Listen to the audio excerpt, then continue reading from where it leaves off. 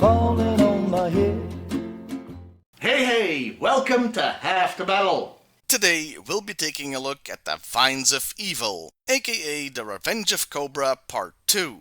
In the first episode, Cobra Commander got captured and pretty much immediately escaped, something that also happened in the comic. Duke got captured, because of course he did, as well as Snake Eyes.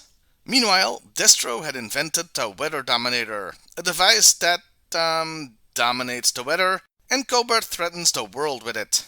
They unleash it on the Joes, causing several of them to crash their Sky Strikers. Destro also invented vines that turn into Japanese porn when wet. These are the titular Vines of Evil that are giving Flint trouble as the episode ended. Which brings us to Part 2. The episode starts with Flint and Roadblock enjoying the tentacle fun, but they are saved when Mud turns on the downed jet's engines, which either burns the vines or dries them out. Though I don't think they should be standing so close to the thing. Meanwhile, Duke and Snake Eyes are subjected to the Cobra Arena of Sport. That's the exact same thing that happened to Duke in the first miniseries. Yeah, remember when I said this was more a soft reboot than a sequel? It's reusing plot points like this that makes me think that. They even use neurocontrollers, similar to the mind control bands from the mass device to make them fight. Also, why does Duke have a lightsaber? Like a dumbass, the commander talks about his plan to wipe out Washington, D.C. right in front of the prisoners. But how will they get word to the Joes? Through the power of bullcrap, of course. Snake Eyes has a communication device on his belt, and they bring down an electrified tower that's there for some reason to use as an antenna. And before you ask why the mute guy would have a communicator, it uses Morse code. Still, that should have electrocuted him, because that is kinda like trying to charge your smartphone by having it struck by lightning, while holding it. They get the message out, though the commander tries to stop them by having a bunch of unarmed officers jump in Tarzan style and fistfight them.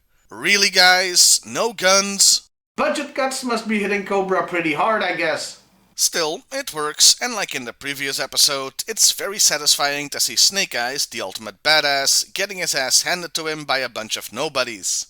Okay, so now the Joes know the next target, but how does that help them? They still need to find a defense against the Weather Dominator. And they do, but it's basically magic.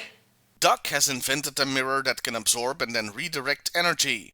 How the medical professional is an expert on energy weapons, I'll never know, but this is the cartoon where everybody, including the dog, is a qualified fighter pilot.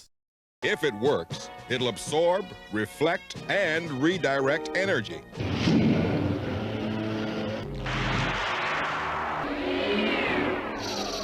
It works! Doc, you're a genius! So they head to DC, which is apparently within driving distance of G.I.Joe headquarters, even though that's in a desert. Meanwhile, Flint and Co. have constructed a helicopter out of fighter jet parts, because this is the A-team now, I guess, to get out of the viney Death Valley. They make it out, but only because Roadblock sacrifices himself after getting grabbed. You'll never make it with me on board! I'll fight my way out! It'll take more than super celery to finish him off. Oh yeah, I'm sure he'll be just fine. They get about half a mile before the thing falls apart, and they are still in Cobra territory. Fortunately, the two guys they had guarding the entire desert are easily taken out, and they take their boots, their clothes, and their motorcycle. I mean Stinger Jeep. Meanwhile, back in Tentacle Hill, the vines just, die due to lack of water. So, they would have been fine if they had stayed there. The whole helicopter thing was just to get them to the next plot point. Meanwhile, Cobra unleashes their weather assault on DC. They start with a tornado, something those energy mirrors can do precisely dig against, so we're off to a great start. Also, giant hailstones. From this way fast! So far, I'm calculating about 77 years of bad luck for the Joes. We switch to, the planet from Trigun, I think, where there's a Cobra town in the desert. Flint and Mud go to the creatively named Cobra Cafe, where nobody is glad they came. Nice bunch of weapons you got. Just what we've been looking for. Yes, they do have weapons. Guns, in fact. While you have a crowbar. Not the smartest bunch, are they? I know nobody ever dies in the G.I.Joe cartoon, but it's amazing how many problems could be solved if they just shot somebody in the head. Also, they're wearing Cobra uniforms. Do these a-holes really want to mess with a ruthless terrorist organization? Then again, maybe they didn't believe they were Cobra, considering Flint kept his damn beret on his head. Nice blending in there. That's like if an undercover cop would insist on still wearing a badge. Anyway, the inevitable barroom brawl breaks out, but one stranger reading a newspaper stays out of it. Yes, this is the long-awaited debut of Shipwreck.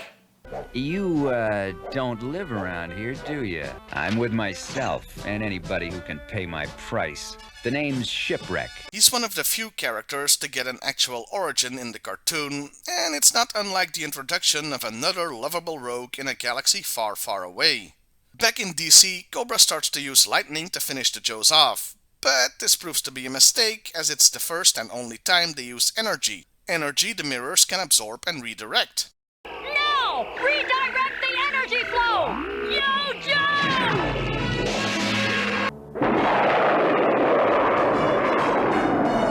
Destro soils himself as his chickens come home to roast instead of roost, and the weather dominator explodes.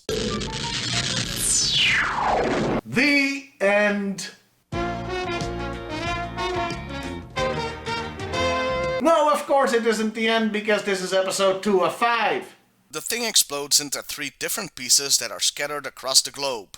For some reason, this causes the weather to go haywire on a global scale, so they have to find those pieces, meaning the rest of the miniseries will be a scavenger hunt, much like the search for the elements in the mass device. This plot isn't repeated just because it's a soft reboot, but also to show off toys that are Arctic or water-based, so they need to go to different environments. This is still a giant toy commercial after all. Though I do appreciate how they subverted this by introducing the sailor in the middle of a desert.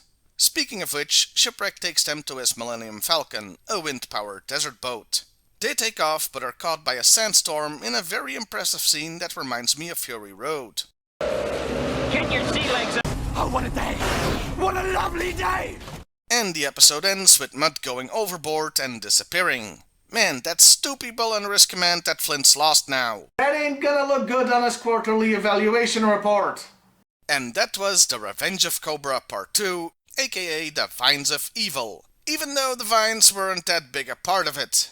Still, this was an excellent episode. It didn't feel like a toy commercial at all, unlike Part 1, and while it does ape the first miniseries, I enjoyed the subversion where Cobra's superweapon got destroyed right after they first attacked with it, setting up the rest of the series. Overall, yeah, great episode, a great continuation of the miniseries, and the debut of Shipwreck. Who could ask for more? Well, I'll see you next time, everybody, and hey, why not like, share, and subscribe if that's your thing? Raindrops are falling on my head.